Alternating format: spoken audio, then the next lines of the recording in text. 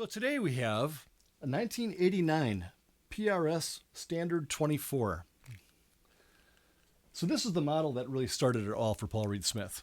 If we back up and look at the history of PRS, Paul Reed Smith was a starving college student back in 1975 when he built his first guitar. As he puts it, he couldn't afford a real guitar, so he built his own. So anyway, it ended up being just a fantastic guitar, and he ended up dropping out of college and opened up his own small guitar repair shop, and was able to build guitars about one a month or so. So not very many. He wasn't a major player, and this was in the late '70s. So if you think about and look at the market at the time, Gibson and Fender were not producing very good quality guitars. There were some gems in there, but most of the guitars that were being produced at that time in the United States were not good. The quality was not all that great. There was a lot of cost cutting going on, and the components that they used were not all that great. So this opened the door for opportunity for small boutique builders to build top quality instruments for the major players if they could get them. So you had guys like Paul Reed Smith, then you had Hamer, Dean, and a few other ones that were out there trying to do this. So Paul Reed Smith was a relentless salesman. He went after major players to get endorsements and to get them to buy his guitars, and was, I mean, he'd camp out backstage. He'd try to weasel his way into backstage passes. He'd hand them off to security. He'd do anything that he could to get in front of major players with his guitars. So he did get some. I mean, he got Peter Frampton was an early adopter. Ted Nugent was an early adopter. Al Di Meola was a major adopter. Howard Leese from Heart was a major early adopter. The prize, though, that Paul Reed Smith wanted was he wanted Carlos Santana. That was one of his favorite guitarists, I guess. So he went after Carlos Santana to try to get him to buy and endorse his guitars. It was a struggle. It took him quite a few tries because Carlos wasn't given in too easily. He really wanted the perfect guitar. So Paul would bring him one. He'd make some recommendations, send it back. Paul would bring him another one, make a few more recommendations, tweak it. Carlos ended up becoming a pretty good partner of Paul Reed Smith's. And it took, I think, if I recall, 4 prototypes before they finally got one that he agreed to and said, "Okay, I'll endorse this guitar." So, meanwhile, Paul Reed Smith was relentlessly pursuing dealers, anybody that he could to get his guitars out there. And they established the company finally when they got enough orders and he got enough incoming potential receivables to open a business. They established the company in 1985 and were able to open a very small factory. So they did, and the first guitar that was produced was the PRS, they called it, and the PRS is later became the Standard. And this is a solid mahogany body with a set neck, mahogany neck, flawlessly engineered. I mean, I don't know how else you say this. Paul Reed Smith guitars are just perfectly engineered and designed. They're just beautiful. So the PRS, the Standard, was pretty unadorned. It wasn't very fancy looking, but it had some really, really good features. It had the first generation locking tuners, the wing tuners, which I like. A lot of people, I guess, don't like them very much, but I like the original locking tuners. And locking tuners by themselves were a revolutionary at the time. That was something very new. So Paul Reed Smith designed these, and they work. They worked very, very well. This one has the moon inlays, which now are kind of rare, but at the time, this was the entry level inlay on the neck. Later on, the custom model, and now pretty much all the models have birds of various types. This one has the HFS and vintage bass pickups. So the HFS is hot fat screams, and vintage bass in the neck position.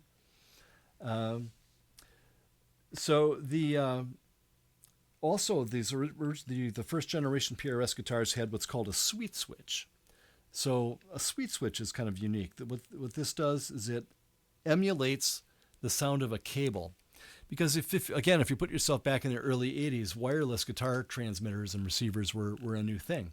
So most players up until that time had been using like 50-foot cables to attach to their amps, and that produced a certain kind of sound. And they adjusted the amps, they adjusted everything to because that's the sound that they were able to get. So when wirelesses came in and they were transmitting a much more clean signal, if you will, it was a lot more signal than they were used to. So the tone totally changed. So what the switch does is that for the players that were using wireless, it allows you to add capacitance to the signal so it replicates the sound of a long cable. So basically, it kind of deadens the sound a little bit, if you will.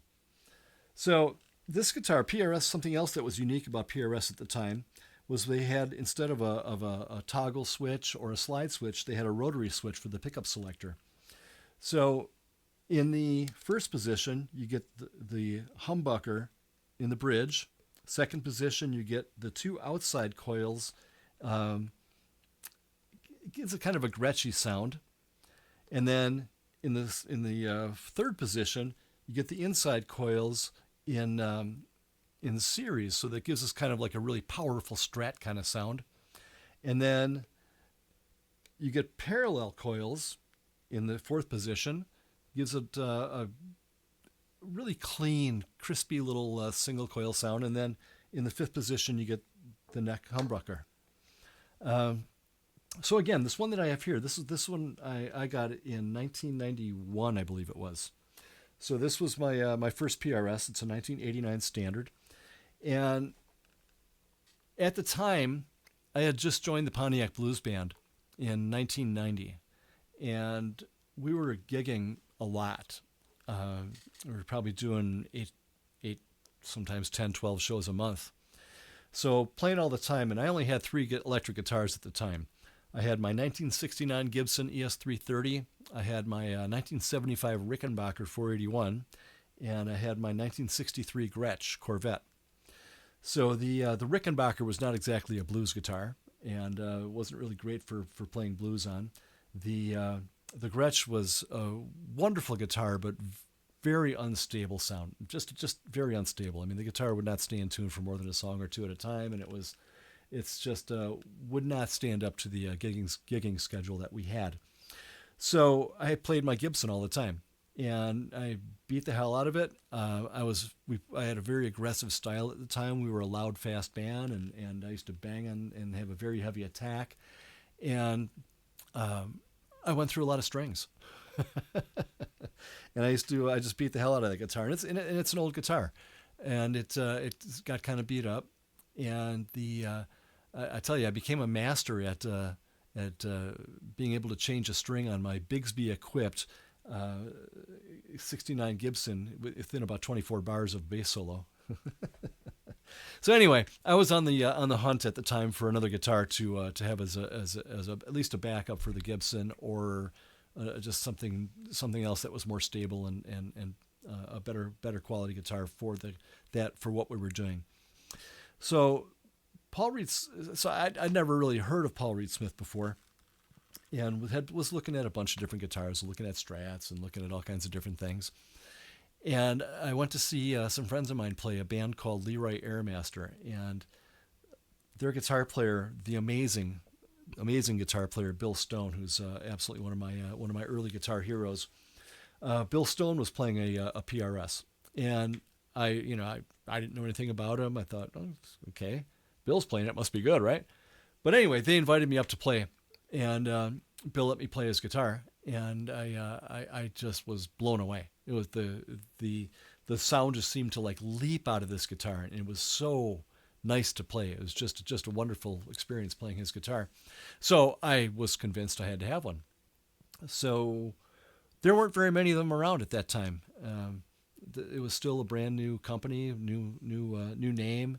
They really didn't have any dealers. I think Casio Music in New Berlin was the only dealer, and they maybe had one in stock. So I went to Casio, and they did have one Custom 24 in stock, and I loved it. But I couldn't swing the money. It was a lot of money.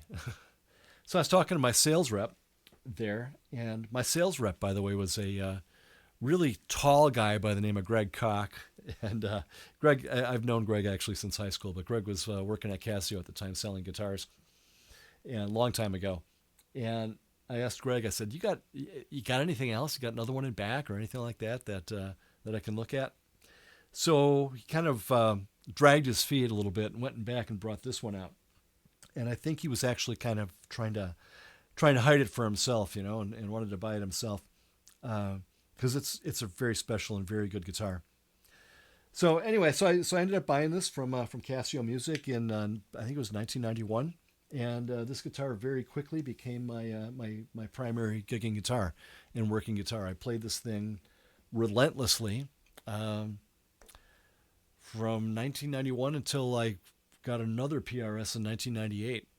So this one's got about 7 years of very solid gigging on it, and it's got a few love marks to show, a few nicks and scratches and some wear.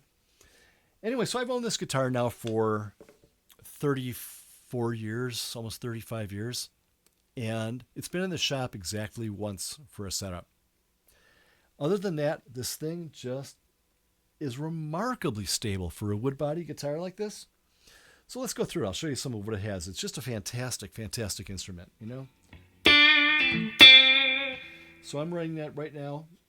This is the bridge humbucker with the sweet switch off. Let me say also, this is a really bright guitar. I mean, for what it is. You'd think it'd be a little bit mellower sounding, but it's really bright. So this is with the sweet switch off in the neck humbucker. If I turn the sweet switch on, you can hear the difference as it tries to emulate a long cable.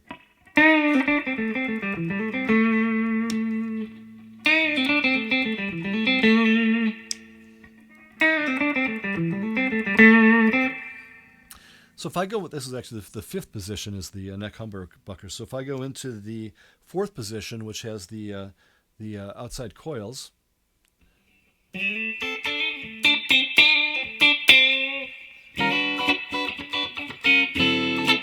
so this is where you get a nice single coil sound, but it's still humbucks to a certain degree.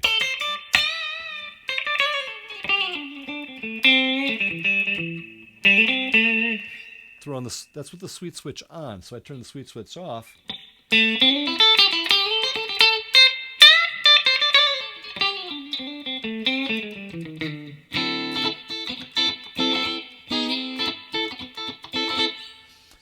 Go into the super strat position in the fourth position or third position, excuse me. Now, that's probably my least favorite position on this pickup selector. I've never really used this one very much.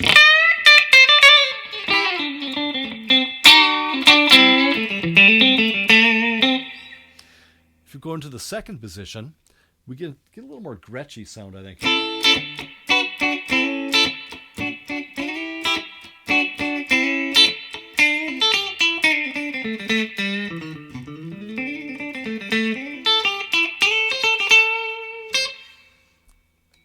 Go into the first position, now you got the bridge humbucker by itself. Now this one is bright, which in a band situation is not a bad thing because you want to be able to cut through a mix without having to drive the volume to hurt anybody, right? So having a nice bright guitar makes a good difference, right?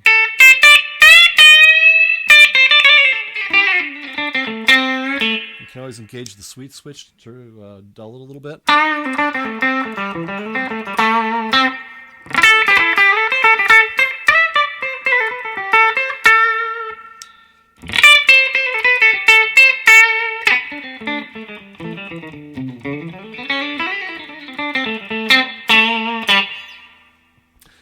So in 1995, Paul Reed Smith opened their first factory, and a lot of these features, this sweet switch, for instance, that went away in 1991, and the pickup selector rotary, they moved that over to a blade in, gosh, I don't know, about 2002 or something like that.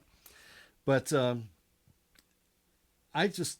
this is just a great guitar. I mean, it's so well built, it's so well engineered, so well designed, that It'll. I'm sure this guitar will long outlast me. It's just a beautiful, beautiful guitar. So there it is. It's a 1989 PRS Standard. Thank you very much. Have a great day.